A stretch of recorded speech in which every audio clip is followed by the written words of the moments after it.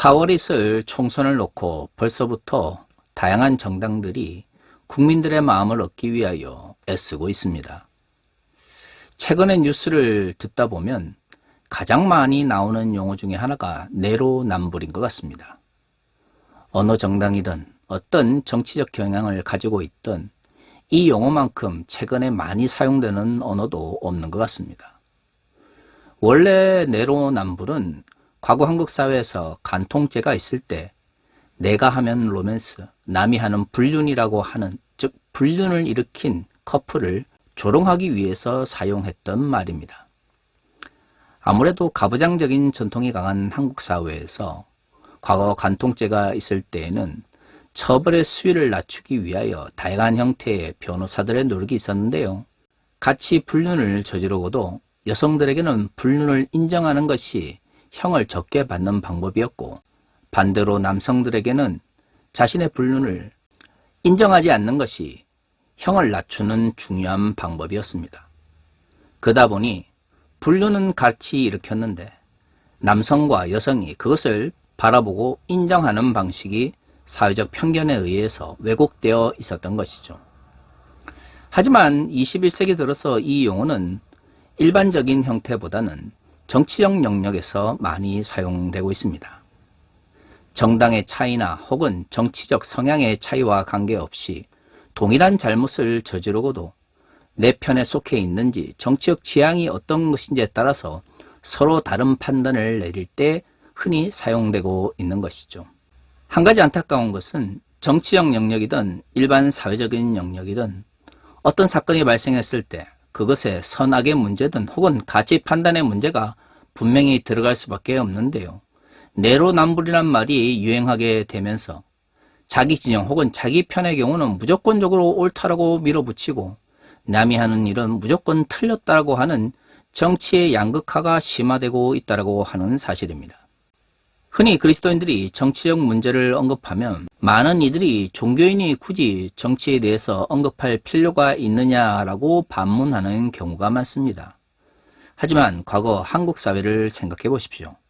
70년대와 80년대 근본주의 교회들이 급속하게 성장할 때 그들은 외형적으로는 종교 분리를 외치며 교회 내에서 정치적인 이야기를 하는 것에 대해서 굉장히 거부하였습니다. 하지만 실질적으로는 군사 독재 세력과 결탁하여 많은 이익을 누렸던 것이죠.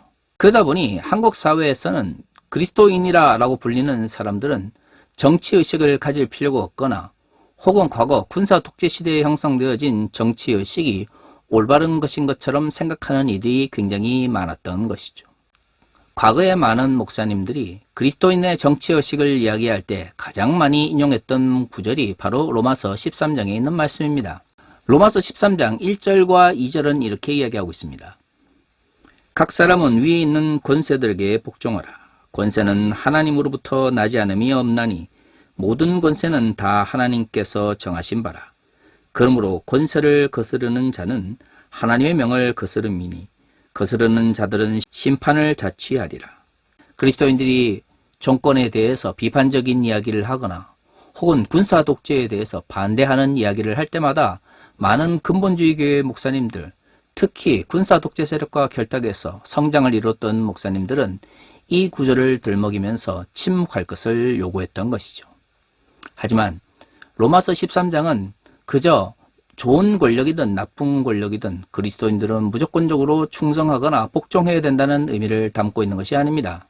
3절과 4절은 이렇게 이야기하고 있습니다. 다스리는 자들은 선한 일에 대하여 두려움이 되지 않고 악한 일에 대하여 되나니 내가 권세를 두려워하지 아니하려느냐. 선을 행하라. 그리하면 그에게 칭찬을 받으리라. 그는 하나님의 사역자가 되어 내게 선을 베푸는 자니라. 그러나 내가 악을 행하거든 두려워하라. 그가 공연히 칼을 가지지 아니하였으니 곧 하나님의 사역자가 되어 악을 행하는 자에게 진노하심을 따라 보응하는 자니라. 로마서 13장 1절과 2절뿐 아니라 3절, 4절 이후의 말씀을 자세히 살펴보면 바울이 말하고 있는 이 권세라고 하는 것은 칼을 가지고 있는 존재입니다. 그런데 그 칼이라고 하는 것이 무조건적으로 권력을 남용하기 위해서 주어진 것이 아니죠. 바울은 3절과 4절에서 선을 행할 경우 그리스도인들이 권세를 두려워할 필요가 없다라고 말하고 있습니다. 그 이유는 그 권세가 선을 행하는 자들에게는 칼을 들먹이지 않기 때문이죠. 반대로 그리스도인들이 악을 행할 때 권세는 칼을 들고 그 악을 행하는 그리스도인들을 심판하게 되어 있습니다. 바로 하나님께서 이 땅 위에 권세, 즉 정치적 권력을 주신 이유를 바울은 선과 악을 올바르게 판단할 수 있도록 그리스도인들을 인도하기 위한 것이다 라고 말하고 있는 것이죠. 다시 말해 바울이 반드시 복종해야 될 권세라고 말하고 있는 것은 선과 악을 올바르게 판단하며 선을 행하는 자에게 상을 주고 악을 행하는 자에게 벌을 주는 권력을 의미하는 것입니다. 사실 그렇죠. 이 세상 속에서 질서라고 하는 것이 유지되기 위해서는 사회조직이 필요하고요. 그 사회조직은 정치적 권력에 의해서 유지되는 것이 일반적인 현상입니다. 선과 악의 문제를 올바르게 판단하고 사람들이 공공의 질서를 지킬 수 있도록 노력하는 권력이라고 하는 것은 이 세상 속에서 반드시 필요한 것이죠. 하지만 이 세상은 바울이 이야기하는 것처럼 좋은 권력 혹은 정당한 권력만이 존재하는 것은 아닙니다. 군사 독재나 아니면 다양한 형태의 불의한 권력들이 이 땅에 존재하는 것이죠. 악을 행하는 자에게 선물을 주고 선을 행하는 자를 처벌하는 잘못된 권력도 이 땅에 존재하는 것입니다. 사실 바울이 로마서 13장에서 말하고 있는 권력 혹은 권세에 대한 가르침은 좋은 권력 혹은 정당한 권력에 대해서만 말하고 있지 불의한 권력 혹은 잘못된 권력에 대한 이야기는 말하고 있지 않은 것이죠. 그렇기 때문에 만약 우리가 로마서 13장의 말씀을 가지고 기독교적 정치 윤리를 이야기하기 위해서는 정치 권력이 올바르다 혹은 선하다라고 하는 전제 조건 속에서 출발해야 됩니다. 하지만 현실 속에서 불의한 권력이 등장하거나 혹은 악한 권력이 등장할 때 어떻게 해야 될지는 신학적 논의와 함께 기독교 정치 윤리를 정립함으로써 우리가 올바른 판단을 내릴 수 있는 것이죠. 과거 한국 교회는 이러한 기독교 정치 윤리에 대해서는 관심을 가지고 있지 않았습니다. 그저 자신들의 이권을 지켜주는 군사 독재 세력을 정당화하기 위해서 성경의 말씀을 문자적으로 적용했을 뿐이죠. 바로 이러한 왜곡된 형태의 정치에 대한 인식들이 한국 교회를 회보의 길로 밀어놓고 있는 것이죠. 오늘의 본문의 말씀은 로마서 13장에서 말하고 있는 세상의 권세에 대한 가르침과의 연관성 속에서 이해해야 합니다. 바울은 디모데 전서를 기록하면서 디모데가 목회하고 있었던 에베소라고 하는 도시의 문제점도 함께 지적하고 있습니다. 우리가 지난주에 살펴본 것처럼 바울은 디모데에게 먼저 악을 행하는 이들에게 선을 행하기 위해서 노력할 것을 이야기하고 있습니다. 사실 지속적으로 악을 행하는 이들에게 선을 행한다고 하는 것은 결코 쉬운 일이 아닙니다. 그리고 악을 행하는 자들을 계속해서 만나다 보면 내가 그들에게 선을 행한다고 하는 것이 과연 어떤 의미를 가지게 되는지에 대해서도 생각하게 되는 것이죠. 그러한 의심과 그러한 현실적인 이해관계 속에서도 바울은 디모데에게 선을 향하기 위하여 노력할 것을, 선한 싸움을 지속적으로 해나갈 것을 요구하고 있습니다. 바로 그러한 문맥 속에서 오늘의 본문이 등장하는 것이죠. 바울은 2장 1절에서 모든 사람들을 위해서 기도할 것을 이야기합니다. 왜일까요? 하나님의 말씀이 선포되기 위해서는 전쟁과 같은 극단적인 사회적 상황이나 혹은 사회가 망해가는 가운데서는 결코 쉽지 않은 일이기 때문입니다. 물론 기독교 역사를 살펴보면 사회적 혼돈이나 다양한 어려움 속에서도 기독교가 성장해 왔던 것을 알 수가 있습니다. 하지만 3세기 로마의 위기 시대에 기독교가 양적으로 발전했다라고 해서 사회적 어려움이 반드시 기독교를 발전시킨다 혹은 양적으로 증가시킨다고 하는 것은 어느 누구도 확실하게 말할 수가 없는 것입니다. 오히려 성경에서는 권력이 올바른 방향으로 사회를 유지해 나아갈 때에 복음이 더 잘 전파될 수 있다고 말하고 있습니다. 사실 많은 이들이 평화를 이야기합니다마는 그것은 하나님 나라가 지향해야 될 이상적인 형태의 세계인 동시에 하나님의 말씀이 바르게 전달되기 위해서 반드시 필요한 사회적 배경인 것이죠. 그렇기 때문에 바울은 디모데에게 모든 사람들을 위해서 기도할 것을 이야기합니다. 모든 일이 평화 가운데서, 모든 일이 사회적 안정 속에서 복음을 듣고 또한 그 복음에 대해서 생각할 수 있을 때 하나님의 말씀은 더욱더 힘을 얻을 수가 있는 것이죠. 그렇다면 이토록 안정적인 사회적 환경이 만들어지기 위해서 필요한 것이 무엇일까요? 그렇습니다. 정치적인 안정인 것이죠. 그렇기에 바울은 1절과 2절에서 이렇게 강조합니다. 모든 사람을 위하여 간구와 기도와 도구와 감사를 하되 임금들과 높은 지위에 있는 모든 사람을 위하여 하라. 이는 우리가 모든 경건과 단정함으로 고요하고 평안한 생활을 하려 함이라.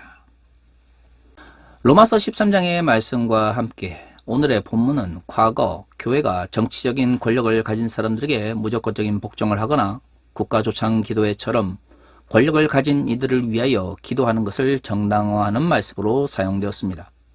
하지만 오늘의 본문을 자세히 살펴보면 이것은 권력을 가진 이들에게 그리스도인들이 무조건 복종하거나 그들이 잘 되도록 기도하라는 단순한 의미가 아니라는 것을 알 수가 있는 것이죠.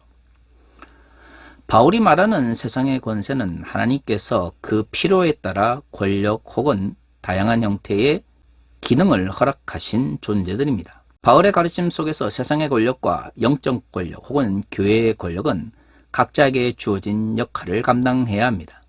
그리고 그 역할이 잘 감당될 때 하나님 나라의 가치가 이 땅 위에 널리 전파될 수 있는 것이죠.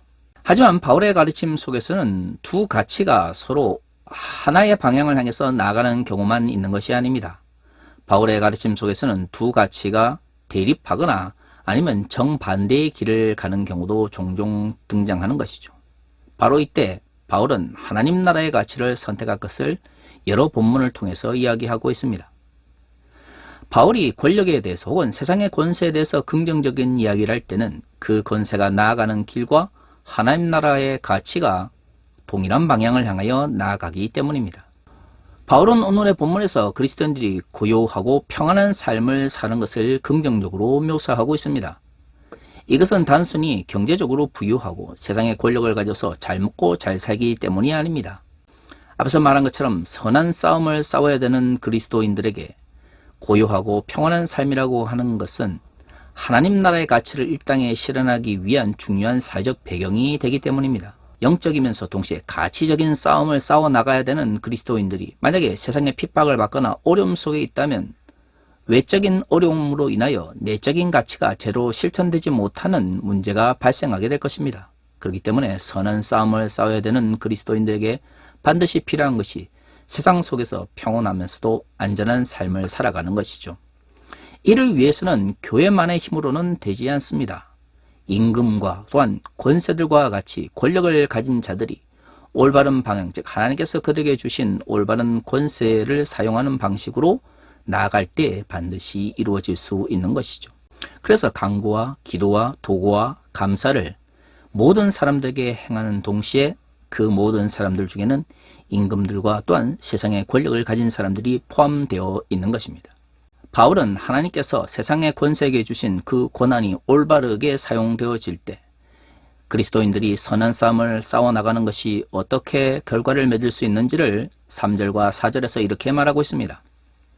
이것이 우리 구주 하나님 앞에서 선하고 받으심 만난 것이니 하나님은 모든 사람이 구원을 받으며 진리를 아는 데 이르기를 원하시느니라.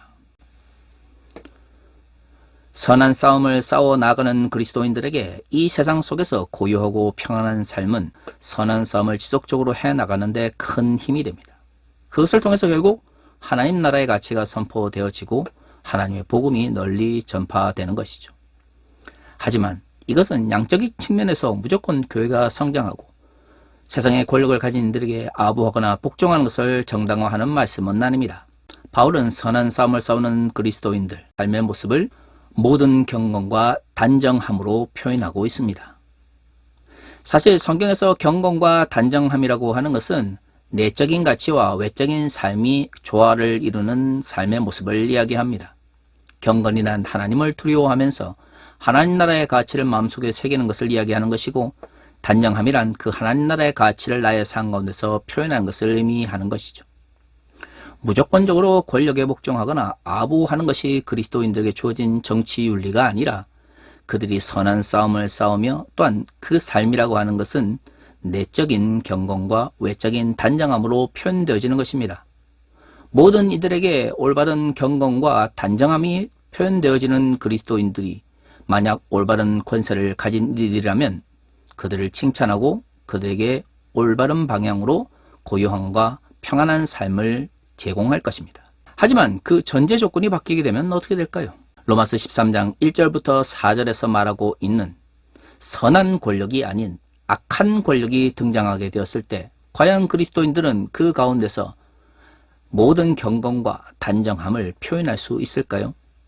모든 경건과 단정함으로 그리스도인들이 삶을 살아감에도 불구하고 그 악한 권력이 선한 싸움을 싸우는 그리스도인들을 핍박하면서 고요하면서 평안한 삶을 살아가지 못하게 할 때, 그렇다면 그리스도인들은 그러한 권력을 위해서도 기도하고 아부하며 그 권세에 무조건적으로 복종해야 할까요? 결코 그렇지 않습니다. 혹자들은 성경은 선한 권력, 정당한 권력에 대해서만 이야기하고 있고 불의한 권력 혹은 나쁜 권력에 대해서는 침묵하고 있다고 말할지도 모릅니다. 만약 성경에 기록되어 있는 것을 문자적으로만 이해하기 위한 것이라면 그러면 오늘날 존재하는 수없이 많은 기독교 사회윤리나 기독교 정치윤리는 여러분들에게 어떤 의미를 가집니까? 나에게 필요할 때만 신학을 이야기하고 나에게 필요할 때만 기독교 윤리를 언급한다면 그것은 성경에 대한 자의적인 이해이며 성서에 대한 자의적 해석일 뿐입니다. 한국교회가 행하고 있는 수없이 많은 성경에 대한 잘못된 해석들이 바로 이러한 왜곡된 인식 때문에 발생하게 되는 것이죠. 사람을 사랑하는 것이 그리스도인에게 주어진 사명이라면 사람들을 혐오하고 차별하는 것은 사람들에게 죄를 짓는 것이라는 것을 누구나 쉽게 추론할 수 있습니다. 성경은 세상에서 가장 중요한 것을 담고 있지만 그렇다고 해서 모든 것을 가르치고 있지는 않습니다.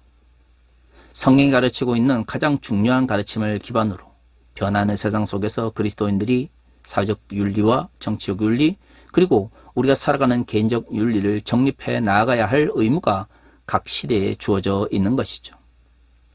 사실 오늘 한국교회 특히 보수적이다, 근본주의적이다와 불리는 많은 교회들도 이미 자신들의 이해관계와 이권에 따라서 성서를 자의적으로 해석하고 있는 경우가 많습니다. 그들이 성경 그대로 혹은 성경의 문자 그대로를 주장할 경우에는 그것이 그들에게 이익이나 혹은 이해관계 속에서 적합하기 때문이죠. 이런 식의 성경 해석은 결코 한국교회를 몰락의 길에서 이끌어낼 수 없습니다. 사실 오늘 우리가 읽은 본문의 말씀과 로마서 13장만이라도 자세히 살펴본다면 기독교 정치윤리라고 하는 것이 우리가 생각하는 만큼 그렇게 복잡하거나 혹은 굉장히 어려운 것이 아니라는 것을 쉽게 알 수 있습니다. 칼 바르트가 그리스도인 공동체와 시민 공동체에서 밝힌 것처럼 교회는 특수한 정치적 상황 속에서 어떤 정당이나 어떤 정치인을 지지할 것인지를 알려줄 필요는 없습니다. 하지만 그리스도인들이 어떤 방향으로 그리고 어떤 가치를 추구해야 되는지에 대해서는 분명하게 알려줘야 하는 것이죠. 한국 교회는 과거 군사 독재 세력을 지지하거나 그들의 이익권을 위해서 설교하면서도 정작 그리스도인들이 어떤 방향과 어떤 가치를 향하여 정치를 바라봐야 될 건지에 대해서 말하지 않았습니다. 그래서 한국 교회가 극우 정치 세력의 온상이 되었고요. 태극기 부대와 같은 이들을 용납하는 왜곡된 공간으로 변질되어 버린 것입니다. 그렇기 때문에 그리스도인들은 정치 권력이나 세상의 권력이 성경에 기록되어 있는 선한 권력 혹은 정당한 권력이 되도록 노력해야 됩니다. 잘못된 것이 있다면 비판해야 되고요. 그들의 권력이 남용되어질 때 올바른 방향이 무엇인지 이야기하고 때로는 비판해야 하는 것이죠. 그리고 선한 권력과 함께 그 선한 일을 실천하기 위하여 함께 협력할 필요가 있는 것입니다. 이러한 단순한 기독교 정치 윤리도 제대로 정립하지 않으면서 총선이나 대선이 되면 특정한 정당이나 혹은 특정한 정치인을 지지하는데 모든 일이 집중되어 있는 것은 종교의 정치와 혹은 종교의 정치 도구화와 다를 바가 없는 것이죠. 사랑하는 성도 여러분, 우리는 공적 영역 속에서 살아가는 사람들입니다. 성경은 우리에게 공적 영역이기 때문에 종교적 가치를 잊어버리고 살아야 된다고 말하고 있지 않습니다. 공적 영역에서 살아가든 사적 영역에서 살아가든 그리스도인들은 기독교적 가치, 하나님 나라의 가치를 위하여 살아가야 합니다. 그렇다면 정치적 영역과 같이 우리의 삶을 지배하는 중요한 공간 속에서 어떤 삶의 가치를 가지고 실천하고 말하며 또한 행동해야 하는지에 대해서도 분명한 윤리적 체계를 정립해야 하는 것이죠. 한국교회는 그것을 무시해왔기 때문에 정치적 이해관계나 혹은 담임 목사의 개인적인 이권에 따라서 특정 정치인과 정당을 지지하는 방향으로 왜곡되어 왔습니다. 지금이라도 한국교회가 올바른 기독교 정치 윤리를 정립하여 하나님 나라의 가치를 향하여 공적 영역을 변화시킬 수 있는 힘을 가질 수 있기를 바랍니다. 다 같이 기도하겠습니다.